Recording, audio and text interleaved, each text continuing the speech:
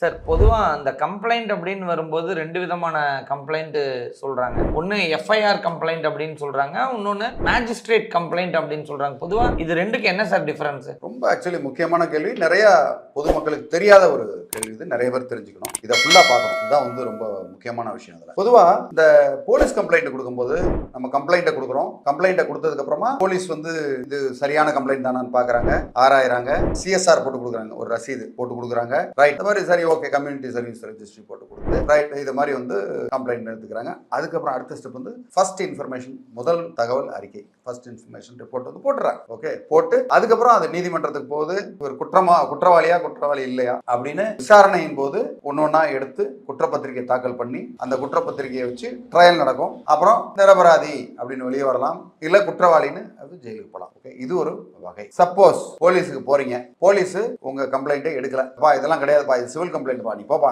வெளியே போ அப்படின்றாங்க. இல்லைனா இது கம்ப்ளைண்டே கிடையாது, போப்பா இது எங்க ஜூரிஸ்டிக்ஷன்ல வராது, எங்க போலீஸ் ஸ்டேஷன்ல வராது, நீ வேற எங்கேயா போய் கம்ப்ளைண்ட் கொடு அப்படின்னு சொல்றாங்க. இப்படி விரட்டி விட்டுறாங்க. என்ன பண்ணுவீங்க? அப்ப போறதுதான் இந்த மேஜிஸ்ட்ரேட் கம்ப்ளைண்ட் சொல்லுவாங்க, பிரைவேட் கம்ப்ளைண்ட் சொல்லுவாங்க. அந்த பிரைவேட் கம்ப்ளைண்ட்டை பக்காவா தயார் பண்ணி ஒரு அட்வொகேட் மூலயமா கம்ப்ளைண்ட்டை அங்கே ரைஸ் டைரக்டா எஃப்ஐஆர் பதிவு பண்ணுறதுக்கு உண்டான உங்களுக்கு வாய்ப்புகள் இருக்கு.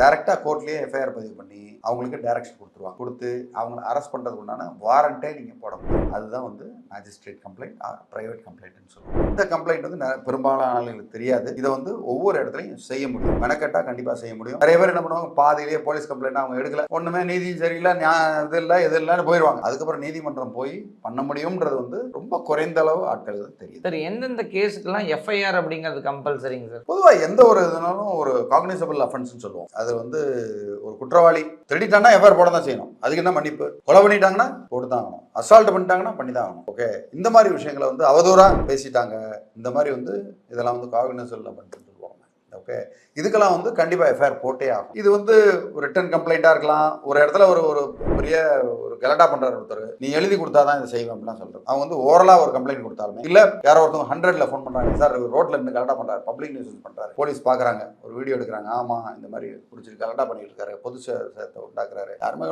சோமோட்டாவாக எடுக்க முடியும். ஸோ இந்த மாதிரி விஷயங்களுக்கு வந்து தாராளமாக எஃப்ஐஆர் போடலாம். சார் மேஜிஸ்ட்ரேட் கம்ப்ளைண்ட் அப்படின்னு போட்டா அப்ப அந்த இடத்துல போலீஸ்க்குன்னு ரோல் எதுவும் இல்லைங்களா சார்? போலீஸ் வந்து அதுக்கப்புறம் வந்து இன்வெஸ்டிகேட் பண்ணணும் இல்லையா? மேஜிஸ்ட்ரேட் வந்து பண்ணிட்டாங்க, இவங்க செய்ய தவறிய ஒரு விஷயத்த மேஜிஸ்ட்ரேட் கோர்ட்ல பண்றாங்க. அப்படி பண்ணும்போது அவங்களுக்கு அதிகாரம் இருக்கு.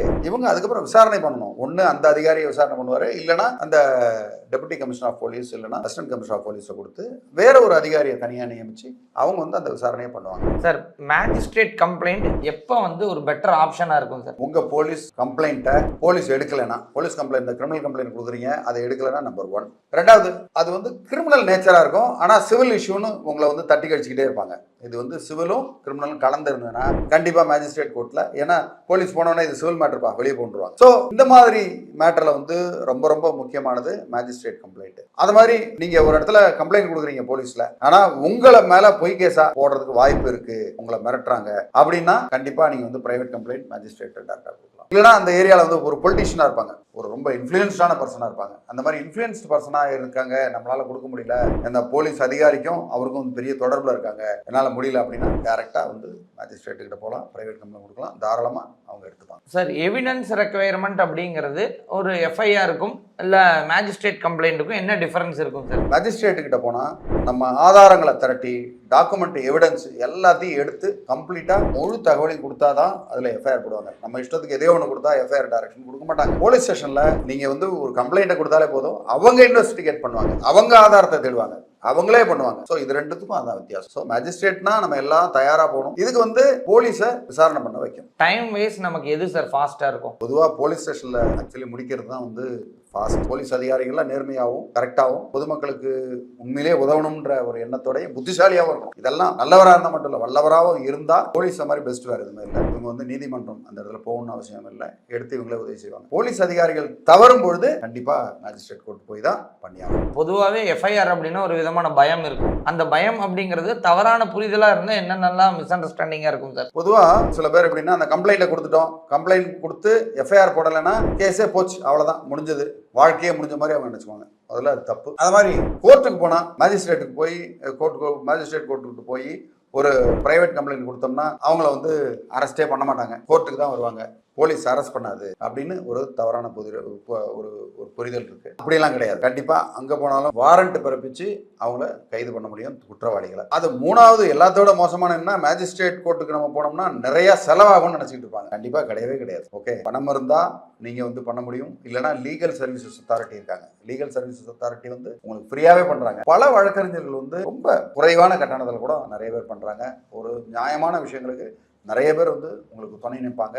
கண்டிப்பாக இதில் மனதை இழக்க வேண்டாம், ஷுவராக உங்களுக்கு நீதி கிடைக்கும். பொதுவாக எஃப்ஐஆர் போடலன்னா முடிஞ்சு போச்சு கதை அப்படின்னு நினைக்க வேண்டிய அவசியமே இல்லை. நம்ம கண்டிப்பாக எஃப்ஐஆர் நீங்கள் போடல, உங்கள் கம்ப்ளைண்ட் கொடுத்தனாலும் கோர்ட்டு கதவுகள் எப்போதுமே திறந்திருக்கு. கண்டிப்பாக கோர்ட்டுக்கு போங்க, கண்டிப்பாக நீதி கிடைக்கும்ன்றது வந்து எந்தவித சந்தேகம் இல்லை. சாமானியன் கூட கோர்ட்டுக்கு போய் அவங்களுக்கு நீதியை பெற முடியும். மேலும் உங்களுக்கு வேறு ஏதாவது சந்தேகங்கள் இருந்தால் கமெண்ட் பண்ணுங்கள். உதவி தேவைப்பட்டனா தாராளமாக எனக்கு வாட்ஸ்அப்பில் மெசேஜ் பண்ணுங்கள். உங்களுக்கு காத்துக்கிட்டு இருக்கேன். நன்றி, வணக்கம்.